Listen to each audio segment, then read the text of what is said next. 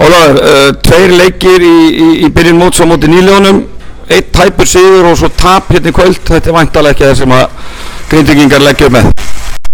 Nei, alls ekki, en ég meina ég eini basically eftir frá því fyrra. Við erum að fá nýtt byrjunarlið inn og það tekur bara tíma að púsla það saman, en við vorum samt nálægt í að stela því endan, en það dugði ekki. Við vorum bara allt og slakir hérna fyrstu 3 leiklutina og þá bara töpuð.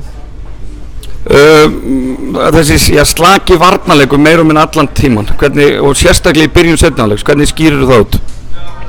Bara einbeitingarleysi, bara ekki að leggja upp með það sem við þurfum að gera. Við erum einhvern veginn, það er eins og sem bara eitthvað smeykið að fylgja leikplaninu varnarlega séð, og við þurfum að skoða þennan leik og fara yfir þetta og laga okkur, bara verða betri með hverjum deginum, og við eigum hellinginni, sko, ég hef engar áhyggjur af þessu.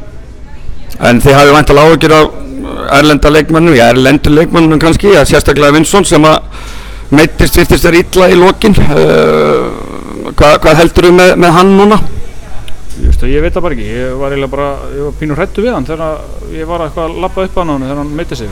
Hann var svo hræddur og bara var illt, og það var bara, já, þetta leit ekkert vel út, en við höfum bara að bíða og sjá, og já, það er bara að bíða og sjá.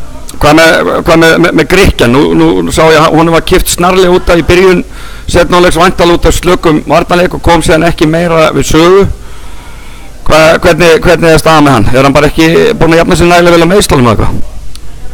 Það getur verið að hann sé eitthvað hræddur við að taka almennilega á því út af meiðslum sem hann lenti í, en ef þú ert búinn að spila fyrir öll yngri landslið Grikkja frá U18 upp í U20 þá hlýtur þú bara að geta eitthvað í körfubolta.